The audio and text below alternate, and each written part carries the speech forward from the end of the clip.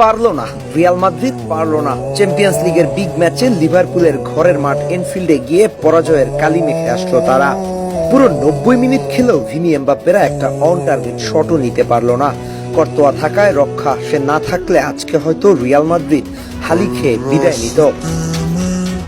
ম্যাচের আগে প্র্যাকটিস সেশনে ট্রেন্ট আলেকজান্ডার-আর্নল্ডকে দুয়ো দেওয়ার মাধ্যমে লিভারপুল সমর্থকরা যেন আগেই জানিয়ে দেয় মাদ্রিদকে আজ কঠিন রাত কাটাতে হবে, আর মাঠে সেই ভবিষ্যৎবাণী সত্যি হয়। গ্যালারিতে গর্জন, মাঠে ফাউল, কার্ড, ট্যাকেল, পাল্টা আক্রমণ, সব মিলিয়ে অ্যানফিল্ড যেন হয়ে উঠেছিল এক উত্তপ্ত যুদ্ধক্ষেত্র। লিভারপুল মানেই ভিনিসিয়াস জুনিয়রের ঝলক, এটা ছিল প্রত্যাশিত দৃশ্য। কিন্তু ভিনি হতাশ করেছেন। পুরো সময় ব্রেট তাকে পকেটে ভরে রেখেছেন। হলুদ কার্ড খাবার আগ পর্যন্ত ভিনি দুর্দান্ত খেলতেছিল, কিন্তু একটা হলুদ কার্ড খাবার পরে তাকে আর সেরকম খুঁজে পাওয়া যায়নি।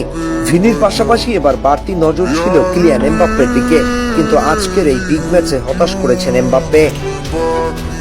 খেলা যদিও কাগজে কলমে রিয়াল বনাম লিভারপুলের ছিল, তবে খেলা যারা সরাসরি দেখেছেন তারা এটা স্বীকার করবেন যে খেলা ছিল লিভারপুল বনাম কোর্তোয়া।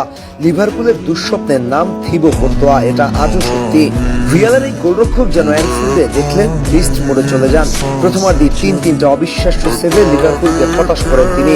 28 মিনিটে সোবোসলাইয়ের সঙ্গে 1-1-1 দারুণ লড়াইয়ে এক সেভ। 2 মিনিট পর বক্সের বাইরে থেকে রকেট গতির শট ঠেকিয়ে দেন। সেই শটে বল চুয়ামেনির হাতে লাগলো, ভিআর চেকে পেনাল্টি দাবি নাকচ হয়ে যায়। 43 মিনিটে আবারও সোবোসলাইয়ের রকেট গতির শট ফিরিয়ে দেন কোর্তোয়া। একাই যেন লড়ছিলেন পুরো দলের হয়ে। তবে দ্বিতীয়ার্ধে আর রুখে দাঁড়াতে পারেননি। প্রিমিয়ার লিগের দলগুলোর বিপক্ষে সেট পিস থেকে এখনো রিয়ালের দুর্বলের জায়গা আছে, আর সেই পুরনো রোগী আজও ধরা পড়ে তারা। 61 মিনিটে বেলিংহামের ফাউলের পর সোবোসলাইয়ের ফ্রি কিক থেকে ম্যাকঅ্যালিস্টারের দুর্দান্ত হেডে গোল পায় লিভারপুল।